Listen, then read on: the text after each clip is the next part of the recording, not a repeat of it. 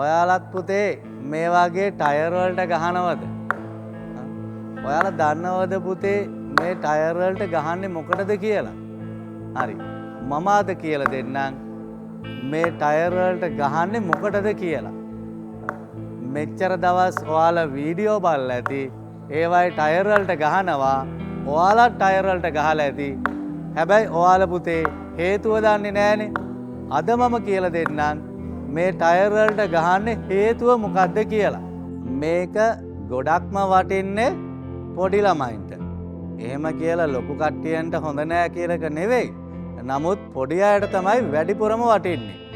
මේකේ හේතුව තමයි ගොඩක් පොඩි ළමයි හයියෙන් පාරක් ගහනකොට හැමතිස්සෙම බෝලි බැට් එකේ වදිනකොට මෙහෙම බැට් එකේ වදිනකොට මේ ළමයා අත් දෙක ටිකක් බුරුල් කරන්න හදනවා. එහෙම අත් දෙක බුරුල් කරාම තමයි අර බැට් එක පෙරලෙන්න හදනවා මේ පැත්තට. ඒ කියන්නේ බැට් එක හැරීමක් සිද්ධ වෙනවා. මේ පැත්තට හැරෙන්න බලනවා, මේට හැරෙන්න බලනවා. අපි හිතමු එයා 6ක් ගහන්න හදනවා කියලා. එතකොටත් එයා උපරිම වේගය දෙන්නේ නැහැ. එයා දෙන්නේ හැමතිස්සෙම බෝලේ වදිනකොට එයාගේ වේගය අතාරිනවා. එතකොට අර ටයර් එකට ගහන එකෙන් වෙන්නේ හයියෙන් ගහනවා. එතකොට බැට් එක වීසි වෙන්න හදන නිසා එයා අත් දෙකෙන් හොඳට අල්ල ගන්නවා. දැන් ඔයාලට පැහැදිලිනේ. හැබැයි මේ දෙයට ටයර් එක තෝරගන්න එක වැරදි. මොකද හේතුව ටයර් එක යන්නේ නෑනේ හයියෙන් ගැහුවට. එතකොට අපේ මේ අතේ මැණික් කටුව හරි අත් දෙකේම මැණික් කටුව ඩැමේජ් වෙන්න පුළුවන්. පොඩි ළමයෙකුට ටයර් එකක් වීසි වෙලා යන්න ගහන්න බෑනේ. එතකොට අපි මෙහෙම ගැව්වහම ඒ ටයර් එක තල්ලු වෙලා යන්නේ නැති නිසා අපිට දෙන බලපෑම වැඩි. මේක තල්ලු වෙලා යන්න ගියාම තමයි අපිට අතට එන බලපෑම අඩු වෙන්නේ. හරි. දැන් මම ඔයාලට පෙන්නන්නම්. එහෙනම් ඒකට අපි කරන්න ඕනේ ෆුට්බෝලයක් තෝරගෙන ඒ ෆුට්බෝලෙට ගහන්න ඕන. ඔයාලට දැන් පේනවා ඇති මම චූටි පුතෙකුට ෆුට්බෝලෙන් දානවා. දැන් ඔයාලටම පේනවා ඇති ඒ පුතා කොච්චර පහසුවෙන් ගහනවද කියලා. හැබැයි ඔයාලට පහසුවෙන් කියලා හිතුණට ලෙදර් බෝලෙට වඩා සෑහෙන ෆුට්බෝලේ බරයි. ඒකෙන් ගහන්න ලෙදර් බෝලේ වගේ ලේසි නෑ. බැට් එකට අත් දෙකට බලපෑමක් එනවමයි. ඒ කියන්නේ අපිට අත්‍යවශ්‍යම දේ මොකද්ද? බැට් එකෙන් ගහන වෙලාවේදී අත බුරුල් කරොත් ෆුට්බෝලේ මේ පුතා ගහනවා වගේ ලේසියෙන් ඉස්සරහට එන්නේ නැහැ. අනිවාර්යෙන් පැත්තට තමයි යන්නේ. එතකොට ඒ පුතා පුංචි වුණත් අත් දෙක හයියෙන් අල්ලලා ෆෝවර්ඩ් ඩ්‍රයිව් එක ගහනවා. ඔයාලට පේනෝ දැන්. එතකොට බෝලෙත් බොහොම ලස්සනට යනවා ඉදිරියට. ඉතින් අපිට මේක ෆෝවර්ඩ් ඩ්‍රයිව් එකම ඕනේ නැහැ. ස්ක්වයර් කට් එක, පුල් එක, ස්විප් එක මේ ඕනම පහරකදී බෑක් ෆුට් ඩ්‍රයිව් මේ ඕනම පහරකදී මේ ෆුට්බෝලෙන් දාන එක උපයෝගී කරගන්න පුළුවන්. මේකෙන් ඒ දරුවන්ගේ අත්වලට විශේෂයෙන් මේ මැණික් කටු දෙකටවත් අත්වලටවත් කිසිම හානියක් වෙන්නේ නැහැ.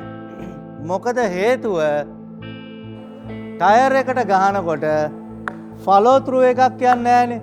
හැමතිස්සෙම බැට් එක වදිනවා. හරියට නිකන් අපි බිත්තියට ගහනවා වගේ. බිත්තියට ගහනවා අපේ අත දෙදරනවා. ටයර් එකත් ඒ වගේනේ.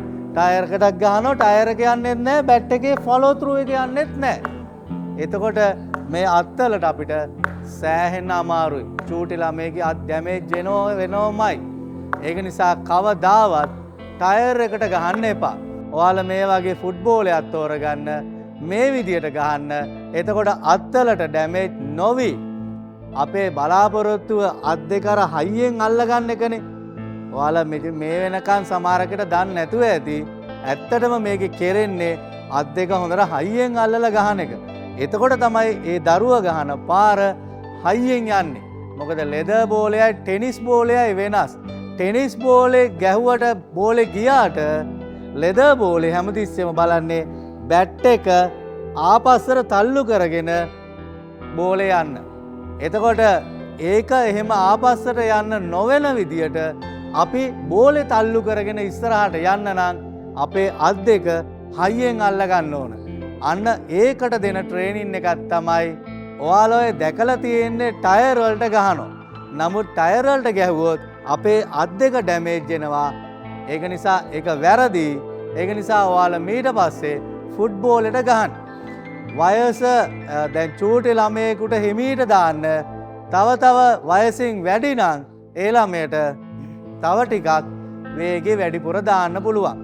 එතකොට අර බැට් එකට බලපාන බර තව ටිකක් වැඩි වෙනවා. එහෙමනම් මේ වීඩියෝ එක බලන ඔයාලට අද ඉඳලා ලොකු වගකීමක් තියෙනවා. මොකද අපේ ගොඩක් පුංචි ළමයි, ගොඩක් පුංචි ක්‍රිකට් ක්‍රීඩකයෝ ටයර් වලට ගහනවා. පව් අපි යාලා රැකගමු. මොකද ටයර් වලට ගැහුවයි කියලා කිසිදු ප්‍රශ්නයක් විසඳෙන්නේ නැහැ. එයාලා තුවාල වෙනෝ පමණයි. ඒක නිසා මේ වීඩියෝ එක පුළුවන් තරම් ෂෙයා කරන්න. ඒ වගේම හැම කෙනෙක්ම සබ්ස්ක්‍රයිබ් කරන්න. අපි අපේ චූටි ක්‍රිකට් ක්‍රීඩකයෝ රැකගමු. මම තවත් දවසක එන්නම් ඔයාලා හමු වෙන්න.